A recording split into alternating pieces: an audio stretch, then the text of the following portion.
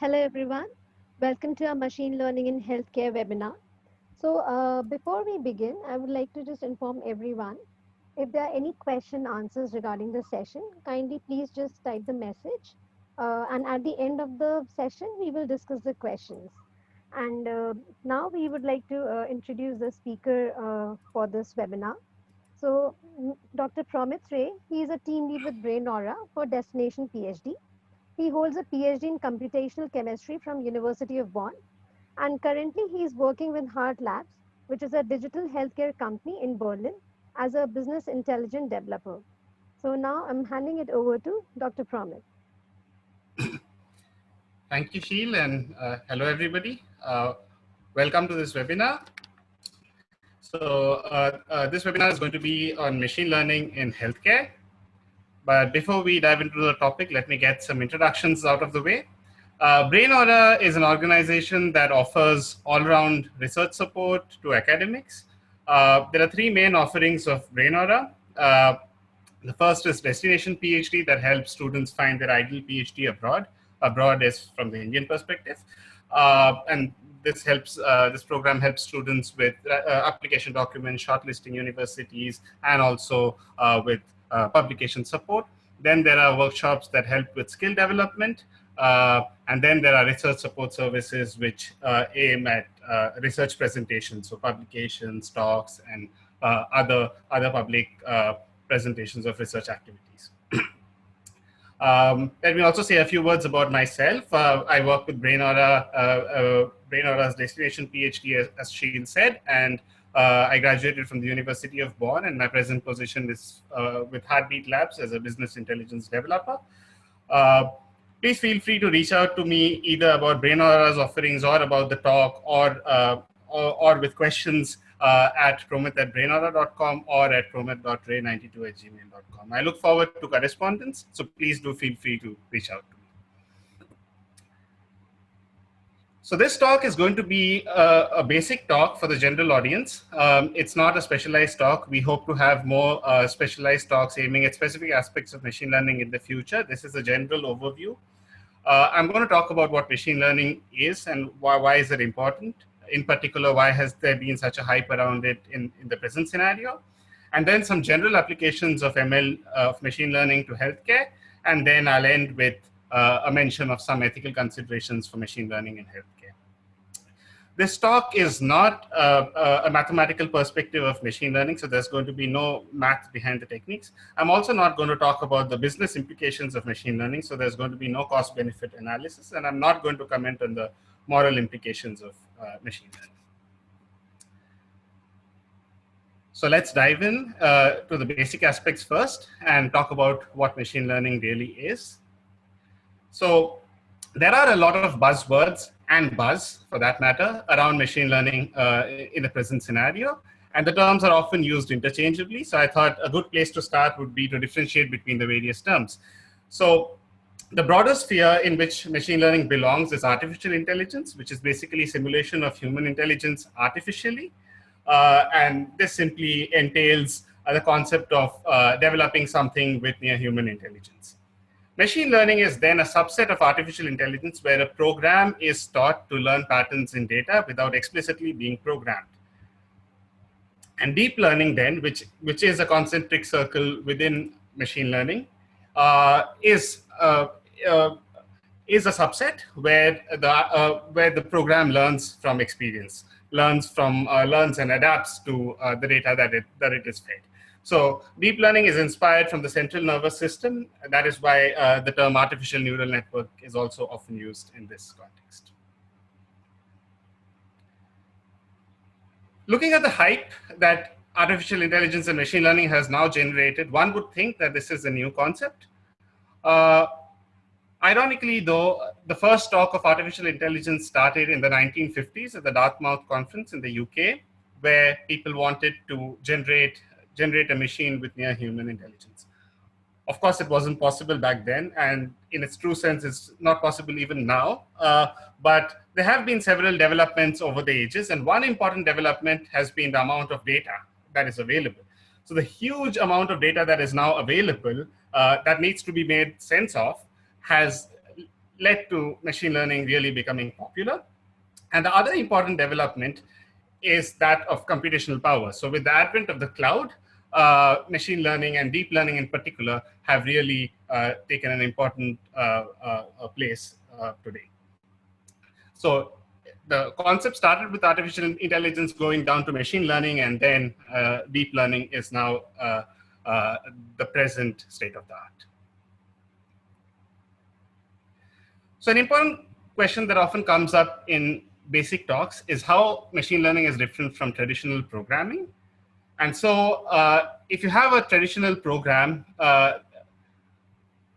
you often have rules and data that creates answers to a problem.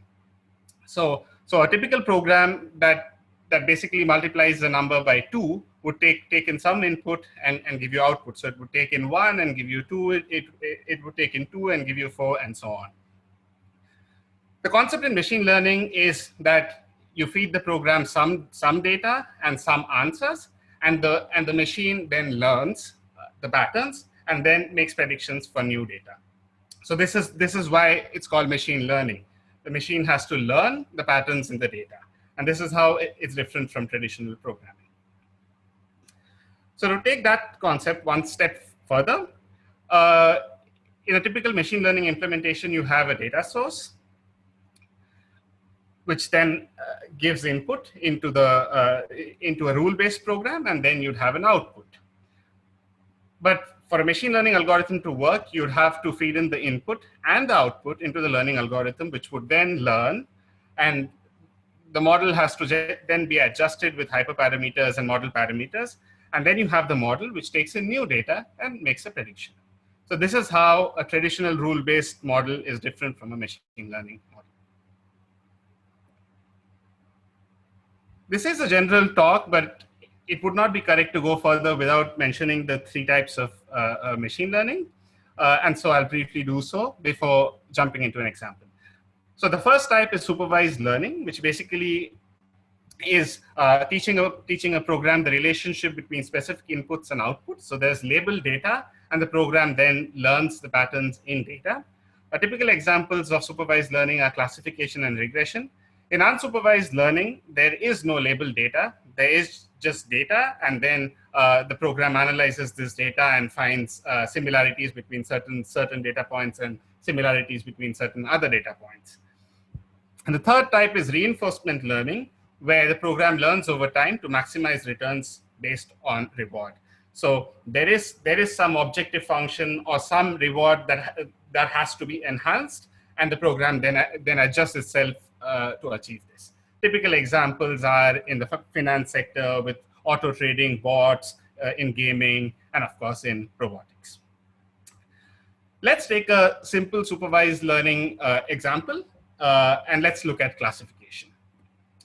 So this is hopefully an example that people will easily be able to relate to. This is the sinking of the Titanic. So this is a good problem for machine learning because nobody on board the ship is alive today, whether they sank with the ship or not. So it's a Kaggle competition. Kaggle, by the way, is a platform for predictive modeling and analytics. And the competition is called Machine Learning from Disaster. The competition is simply to create a model that predicts which passengers survived the shipwreck. There was a certain amount of luck, I'm sure, but there are certain patterns which are easily identifiable, and then the competition then is to predict which other passengers survived or did not survive. It's a simple problem, but often very representative of the concept of machine learning. The details of the passengers that we have are name, age, socioeconomic status, departure point, which cabin was booked, and things like that. Point of departure, as I said. And one can then see that there are patterns in the data.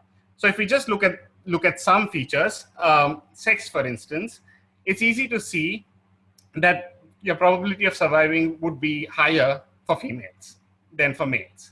Of course, we now know that women were given preference for the limited number of lifeboats that were on board the Titanic, but the data shows you this. If you look at passenger class next, you see that the number of people who survived are far more in first class than in third class. So yes, survived yes is shown in red. So you see that the proportion of people surviving is far more for first class than for third class. And this is, of course, expected because people traveling first class paid more.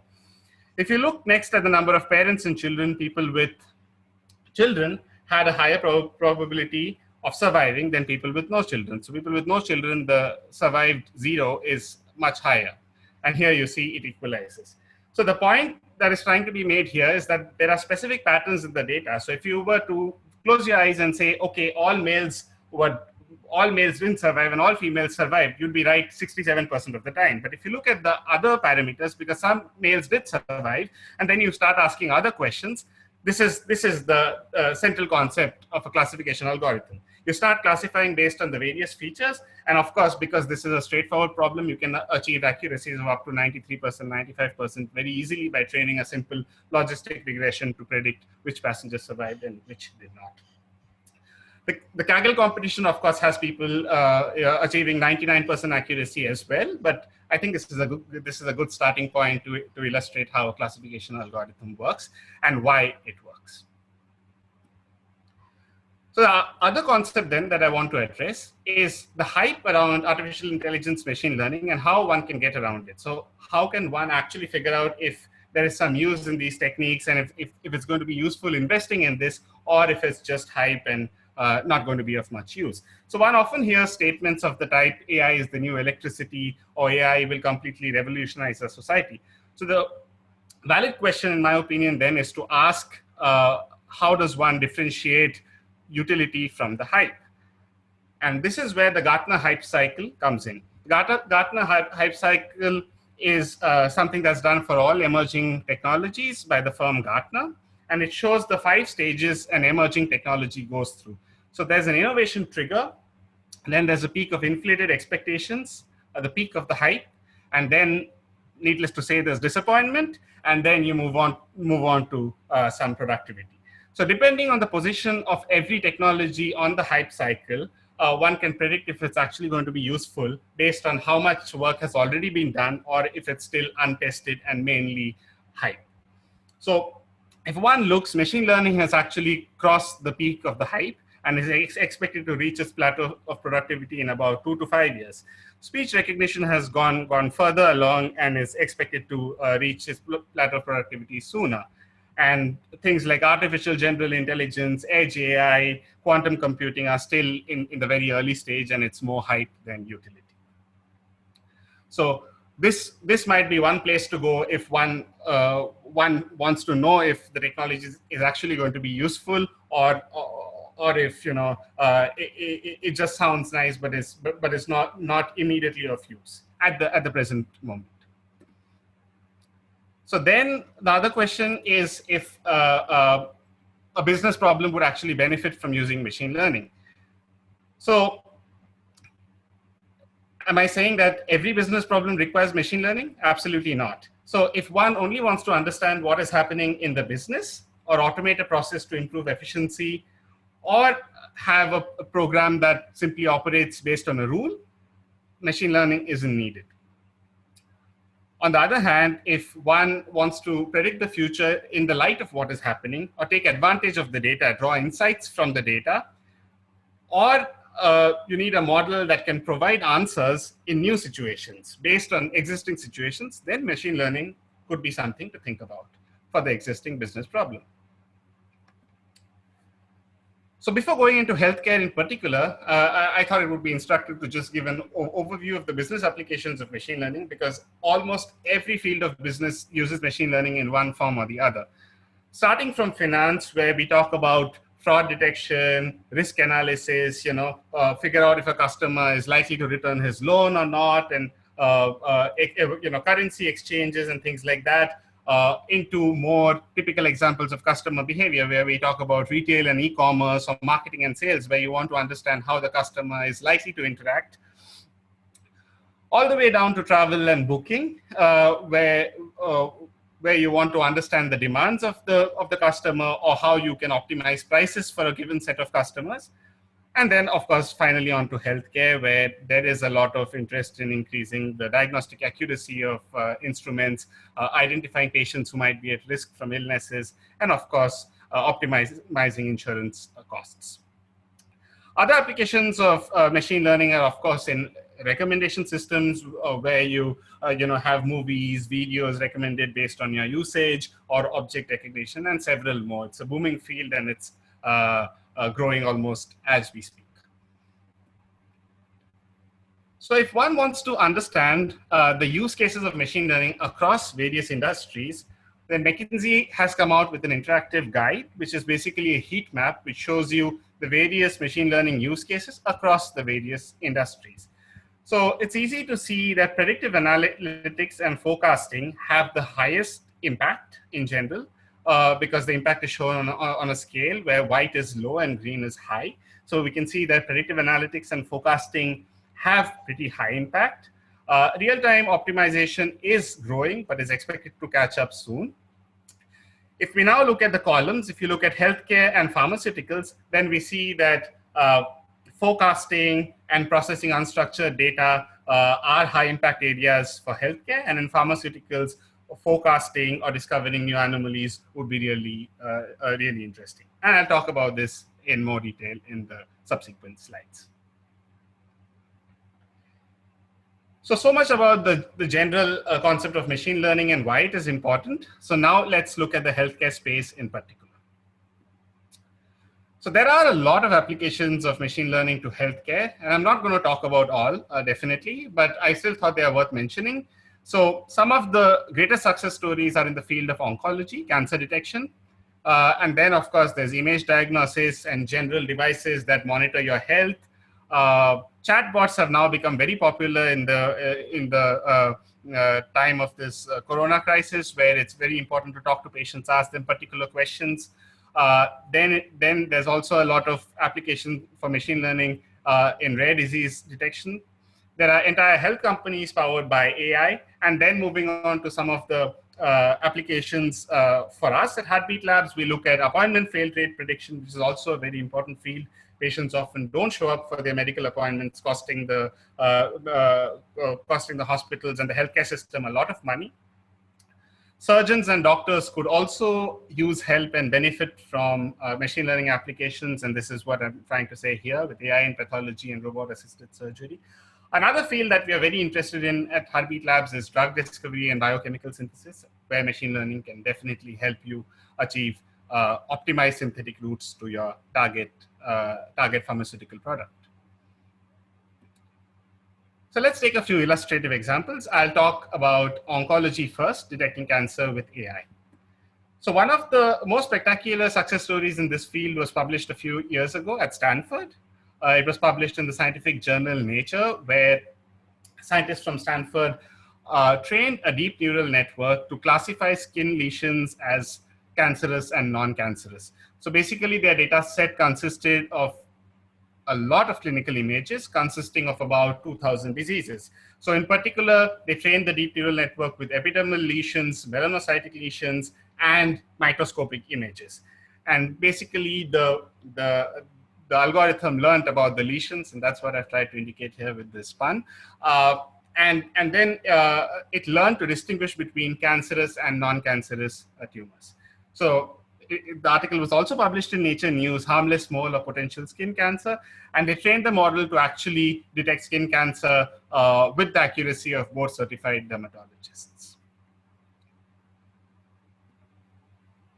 The other example I'll talk about is rare disease detection, and a success story here is with regard to heart attacks. So it's fairly plausible that heart attacks depend on a lot of existing health conditions. And if you were to actually monitor these health conditions, one would be able to predict patients where heart attacks are likely. So this research carried out at the University of Nottingham actually put this into perspective. They trained the algorithms on 30 features. So basically the clinical history, lifestyle, medication, and several other biometric data points, which would be of importance in predicting whether a patient is susceptible to a heart attack or not. And this study was carried out over 681 hospitals. And finally, they came up with an algorithm that actually beats doctors at predicting heart attacks. And of course, they trained 4 different types of classification algorithms, did a lot of testing, and then came up with one that could actually be of direct help to doctors in predicting high-risk patients. Since coronavirus is now the talk of the town, I thought it is instructive to also talk about the scope of machine learning in the coronavirus response. It's important to note that all of this is only predicted, and this hasn't really been shown to be successful yet, and it's still a work in progress. But there is a lot of collaborative effort, and I would definitely like to touch upon it briefly. So machine learning applications towards coronavirus typically falls into one of 4 categories. So the first is with regard to protein interaction with chemical compounds. So trying to understand how pharmaceutical compounds would interact with proteins. This could help pave the way towards vaccines and antiviral products. The second category would be forecasting infection spread. So here the question of lockdown and what kind of social distancing is actually meaningful, and several other questions around this concept could be answered, and also better allocation of resources so that you actually have help where it's needed. The third category is to look at medical images and then predict if it's likely to be a coronavirus infection or not, particularly X-rays, chest X-rays, CT scans, whether the pneumonia that's observed is actually characteristic of coronavirus infections or not. The fourth aspect is very important in today's society, is to understand from social media what kind of perception the public has towards the pandemic. I mentioned Kaggle earlier. There are several Kaggle challenges that are open at the moment that invite researchers to participate and contribute towards understanding the coronavirus infection. 2 that are worth mentioning are coronavirus genome, which is aimed at understanding the genetic material of the coronavirus. And the second is the COVID-19 Open Research Dataset Challenge, which is basically giving you access to, I think, 20,000 research papers with lots of data, and there are 10 or several different challenges that you could participate in and contribute in understanding certain aspects of the pandemic.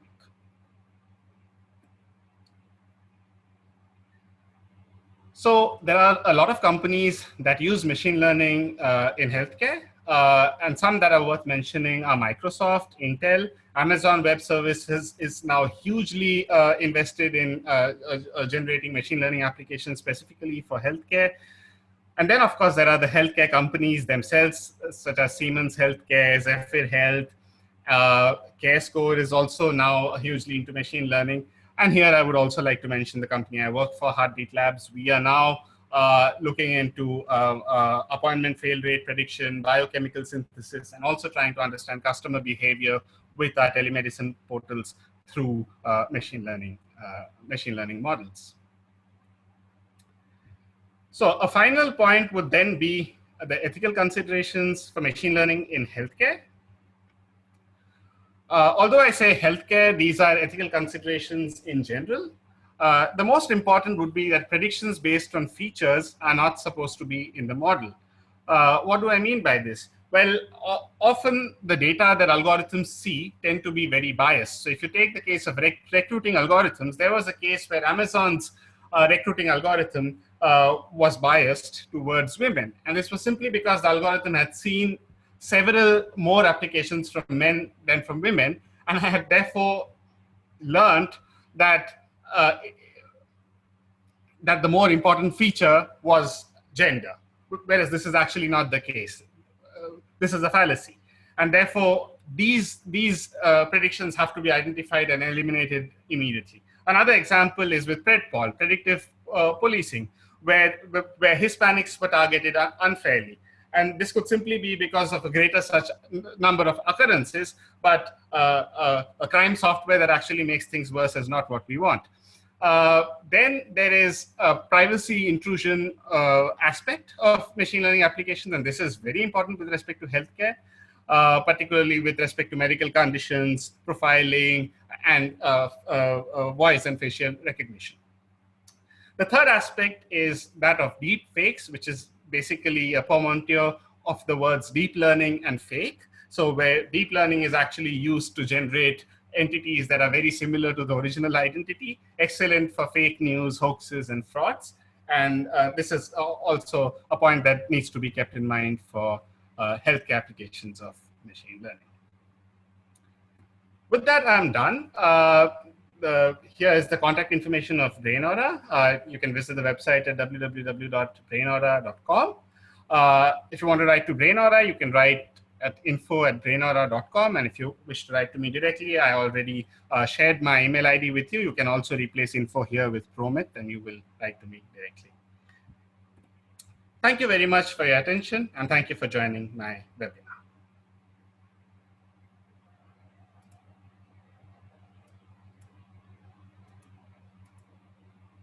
I look forward to taking a few questions now.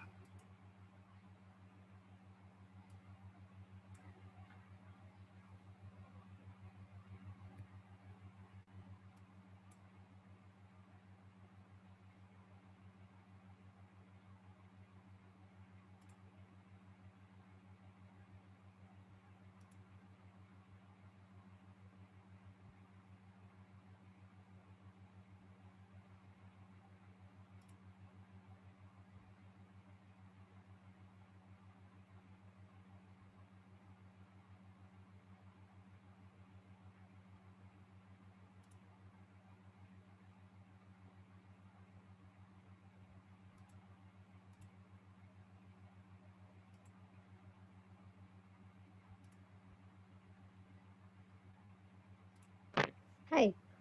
So I'm just checking if there are any questions here. Kindly type it here. Okay. Yeah. It's okay. I see the question. I'll try to answer. So yeah, so the question is about drug development, and the question is about how pharma companies could use machine learning for drug development. Well, what I've seen is not necessarily the case only for drugs, but any product of interest. Machine learning is used in trying to understand which synthetic route would lead to the product the fastest and with least toxicity. So retrosynthetic analysis is often done with the use of machine learning software, where you look at the various paths that could generate this compound or similar compounds, and then find the path which maps the reactant to the target compound in the most efficient manner.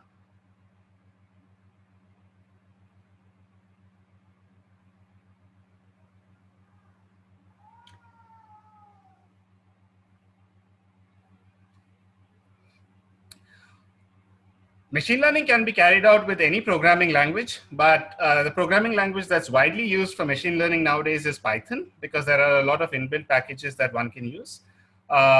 Particularly for the simpler machine learning applications, there's scikit-learn, there's Keras, there's TensorFlow.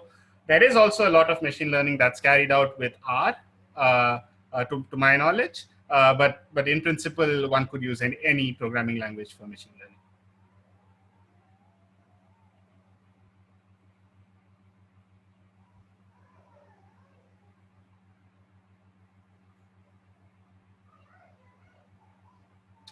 Yeah, so there's a question which is basically asking about the difference between high throughput analysis for drug discovery and machine learning.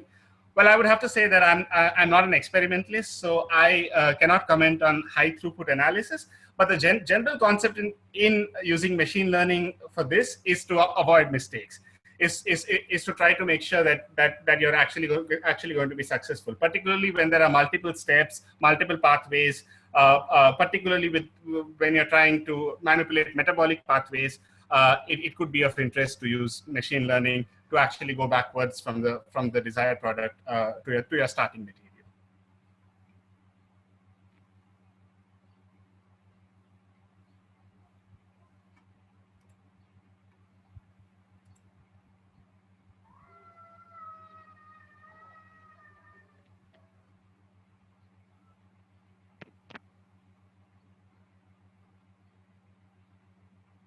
That's a nice question. How reproducible are the results using machine learning? Well, that entirely depends on how well the algorithm is implemented. If it's a shabby implementation, not poorly tested, not tested across methods, across data, then the results might not be reproducible at all. But a properly tested algorithm would perform similarly for different data points, and this is actually one aspect that should be checked before the machine learning model is used to make predictions. That you feed it different sets of data and it's making similar predictions, or you tweak a few parameters and the results are still understandable. And in this context, it's probably also worth mentioning the concept of explainable AI, which was on the hype cycle as well, and it's become very popular, where people want to understand why a machine learning algorithm or why an artificial intelligence algorithm is predicting something. That is making sense of the algorithm and not just treating it like a black box.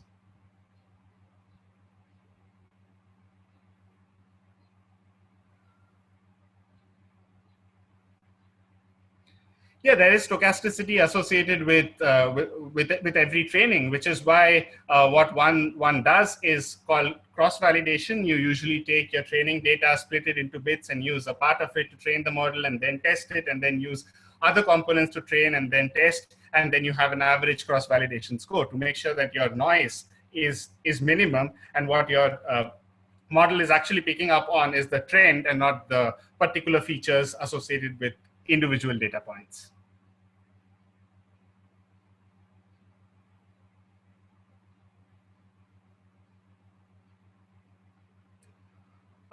Well, yes and no. I mean, it hasn't replaced the conventional procedure yet in hospitals, but it is definitely used to aid diagnosis for sure. I mean, even the instruments and their accuracy in terms of diagnosing conditions are definitely constantly benchmarked using machine learning models and tested and improved. So yeah, it's very much in use, but it hasn't taken over the market yet.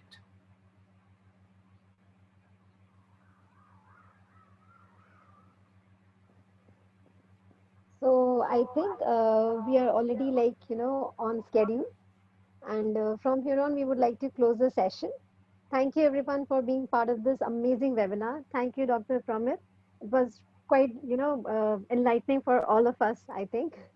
And I request to everyone to follow us on our social media on LinkedIn, Facebook, Twitter, and Instagram. The handle will be at the rate of BrainAura, because we are planning a lot of new other webinar sessions relevant to technology and science, and that might interest to everyone. So thank you once again for being part of this amazing session. And thank you, Dr. Pramit. Thank you. Bye bye. Bye. Have a great day, everyone.